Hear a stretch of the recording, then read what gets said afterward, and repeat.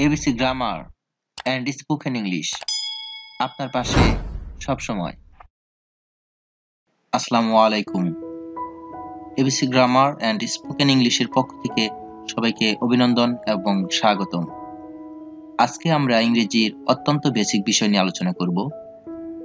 আজকে আমাদের আলোচনার বিষয়বস্তু হচ্ছে, আজকের এই ক্লাসে আমরা B verb, do verb, have verb সমূহ কি কি তা নিয়ে আলোচনা করব এবং সেই সাথে আমাদের অত্যন্ত কমন প্রশ্ন মডেল অক্সিলারিজ কি কি বা কয়টি সেইগুলো নিয়ে আলোচনা করব। আমাদের মধ্যে সাধারণ একটি প্রশ্ন, মডেল অক্সিলারিজ কয়টি? আমরা অনেক সময় দ্বিধাদ্বন্দ্বে পড়ে যাই, এর সঠিক উত্তর কি হবে? এর সঠিক উত্তর হচ্ছে মডেল অক্সিলারিজ হচ্ছে 18টি। তো চলুন দেরি না করে আজকের ক্লাসটি শুরু করি। বি ভার্ব সমূহ। বি ভার্ব সমূহ হচ্ছে বি নিজে একটি be verb, am, is, are, was, were, being, been, এই 8টি হচ্ছে be verb. Do verb. Do verb সমূহ হচ্ছে do, does, did. Have verb. Have verb সমূহ হচ্ছে have, has, had. Modal auxiliaries. আমরা এখন জানবো মডেল অক্সিলারিজ সম্পর্কে।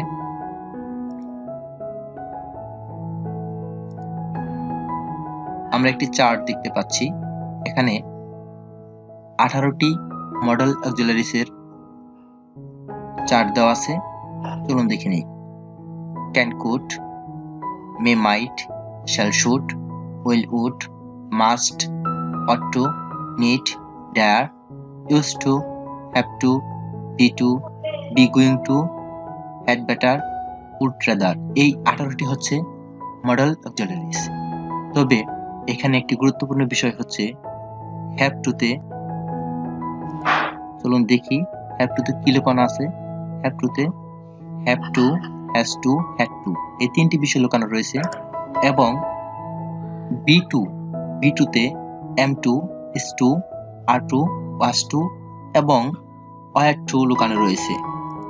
এবং সর্বশেষ বি গোয়িং টুতে am going to, is going to, are going to, was going to, were going to, এই বিষয়সমূহ লুকানো রয়েছে। তবে আজকের ক্লাসে আমরা আর বাড়াবো না, আমরা এগুলোই বারবার প্র্যাকটিস করব এবং মুখস্থ করে ফেলবো। নেক্সট ক্লাসে আমরা এগুলোর বিস্তারিত জানবো, এগুলো অ্যাফার্মেটিভ থেকে নেগেটিভের পদ্ধতি জানবো এবং এগুলোর মধ্যে কোথায় নট ব্যবহার করতে হয় এবং কোথায় ডু, ডাজ, ডিড এর ব্যবহার হয়, সেই বিষয়গুলো আমরা আলোচনা করব। সেই পর্যন্ত আপনারা সবাই ভালো থাকুন। ধন্যবাদ ভিডিওটি দেখার জন্য। ABC grammar and spoken English আপনার পাশে সব সময়।